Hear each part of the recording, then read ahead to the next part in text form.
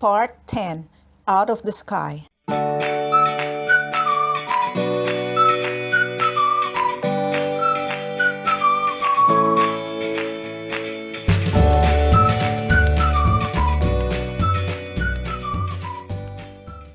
Up in the seagrass, the hooligans saw Uncle Dangerfoot too and began to cheer.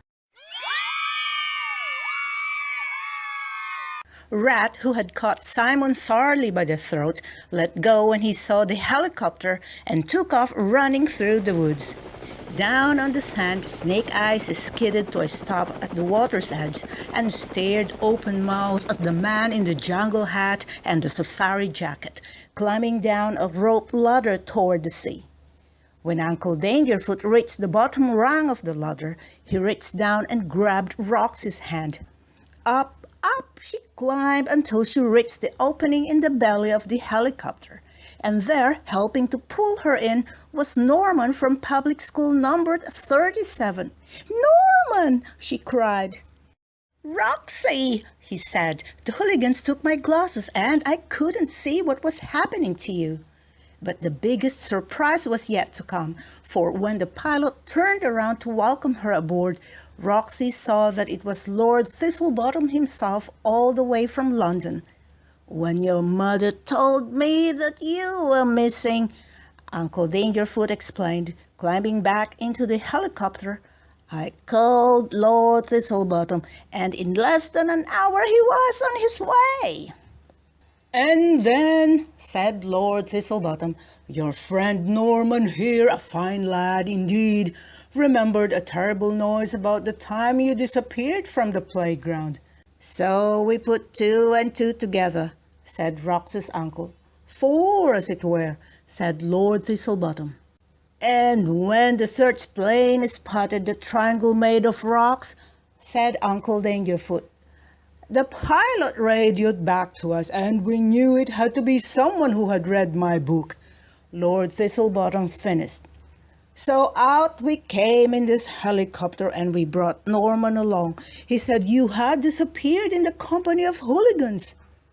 The helicopter was descending now over the beach, and sand flew every which way.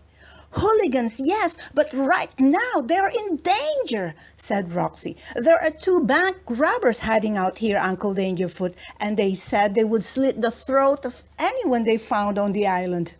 "By Jove, this is a jolly adventurer!" cried Lord Thistlebottom, adjusting his cravat, and Uncle Dangerfoot reached for his slender cane, which could, in an instant, become a harpoon, a gun, an umbrella, or a walking stick, depending on the circumstances and the weather. "We'll just see about that, won't we, Lord Thistlebottom?" he said. "We'll give them a run for their money, or should I say, the bank's money?" cried Lord Thistlebottom, and he turned to his instruments and radioed the police. "Now, where are the hooligans Norman was telling us all about?" asked Uncle Dangerfoot, opening the door of the helicopter and stepping out onto the sand.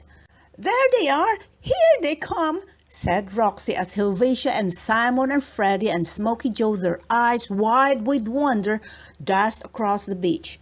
One after the other they climbed into the helicopter as Uncle Dangerfoot counted them off with a light whack on their bottoms with his cane.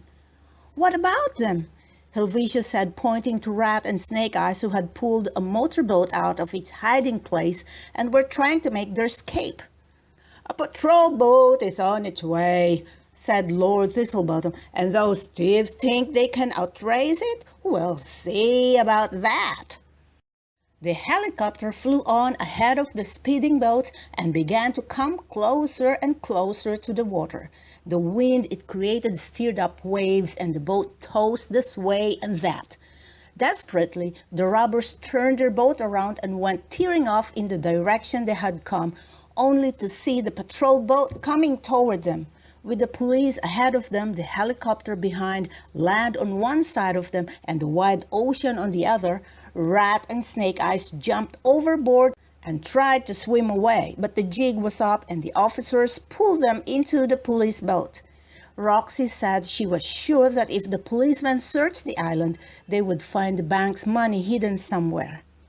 "A fine day, fine indeed," said Uncle Dangerfoot, beaming proudly at his niece. "A jolly good adventure, that," Lord Thistlebottom added with a chuckle. "Jolly good show, Roxie Warbler." Back over the ocean they went, skimming over waves and fishing boats, and then at last over land. Villages and towns sped by below, and Roxie held her breath for fear the helicopter would touch the treetops.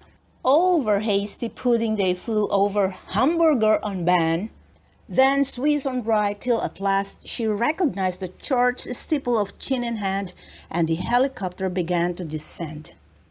There was public school number 37, there was the playground, and there was the bright blue dumpster waiting for its next load to take to the sea.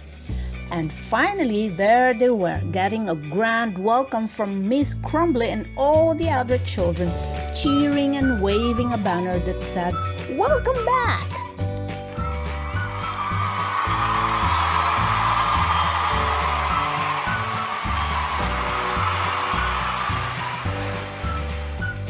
The Hooligans stared, for no one had ever welcomed them anywhere. They could not believe that the ginger snaps and lemonade were really for them, and even though they had not had a decent meal in 3 days, they offered the platter first to Roxie and Norman before they took any for themselves.